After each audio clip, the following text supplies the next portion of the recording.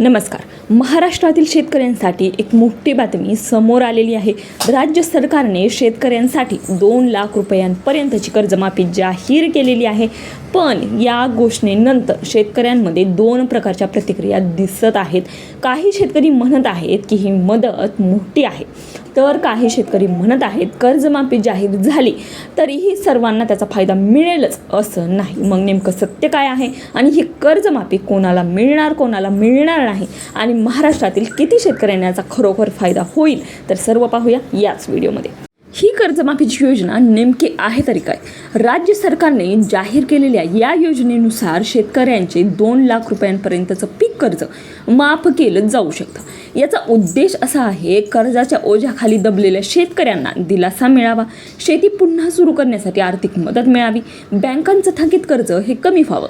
सरकारच्या अंदाजानुसार या योजनेसाठी हजारो कोटींचा खर्च हा येणार आहे. आता कोणत्या प्रकारचे कर्ज माफ होऊ शकतं? योजनेमध्ये मुख्यतः पीक कर्ज, क्रॉप लोन माफ करण्यावर भर दिला जाणार आहे. पीक कर्ज म्हणजे काय येतं? बियाणे खरेदी, खतं, औषधं, शेती मशागती या कामांसाठी जर तुम्ही बँकेतून घेतलेलं कर्ज असेल, जर हे कर्ज ठराविक मर्यादित असेल, म्हणजेच 2 लाख रुपयांपर्यंत असेल, तर तुम्हाला याची माफी मिळू शकते. हे कर्ज तुमचं माफ होईल.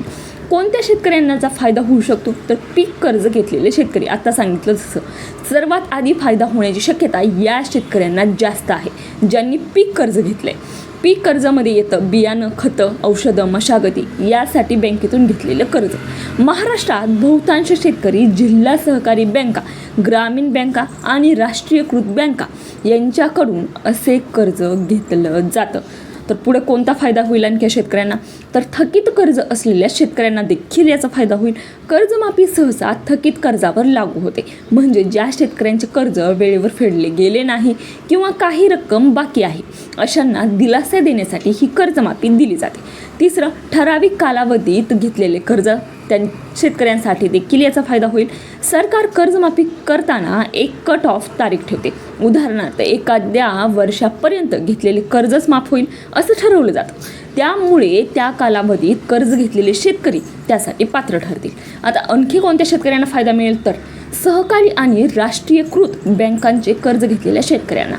बहुतांश कर्जमाफी योजना बँकिंग सिस्टीममधील कर्जावर लागू होतात, म्हणजे जिल्हा सहकारी बँका, राष्ट्रीयकृत बँका, ग्रामीण बँका यांच्याकडील कर्ज असलेले शेतकरी यासाठी पात्र ठरतील.